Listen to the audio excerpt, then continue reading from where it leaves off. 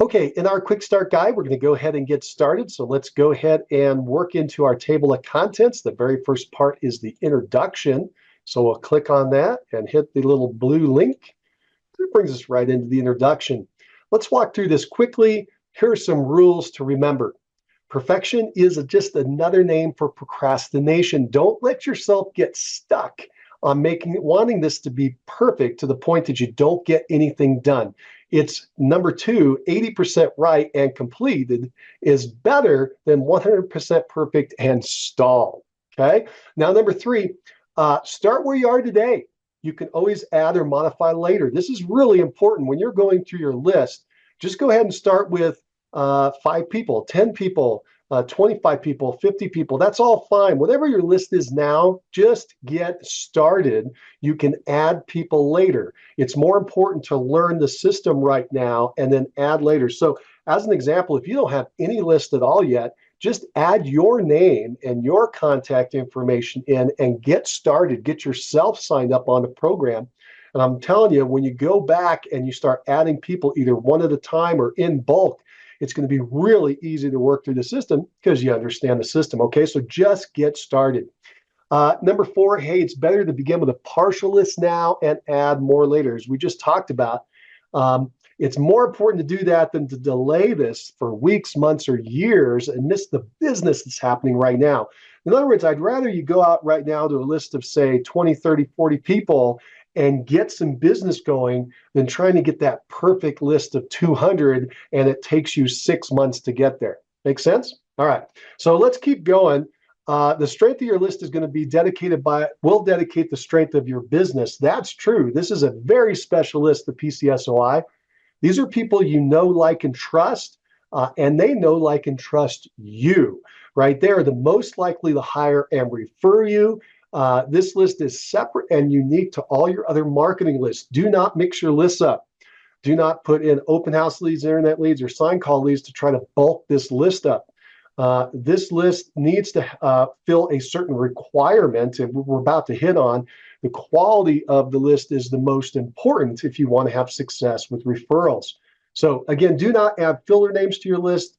It happens when you fear the size of your list is too small. Like, let's say you're just getting started and you have 35 names and you talk to me or anyone else and we say, geez, you really need 100 or 200. And you're like, oh, well, I better not even start. No, wrong. Go ahead and get started now. Even whatever the size of your list is, there's some business in there that you can get if you start to do a reach out. All right. So when you keep your list strong and healthy, your success will follow. And if you get stuck, you can attend our weekly calls that we do, our production coaching calls. Those are on Tuesday mornings, 6 Pacific, 7 Mountain, 8 Central, and 9 Eastern. And to get there, you go to www.ramszoom.com. And that's where we talk about how to put this together. Let me just answer one question. I don't know if we hit it or not, but I want to make sure it's there. And that is, who goes on this list?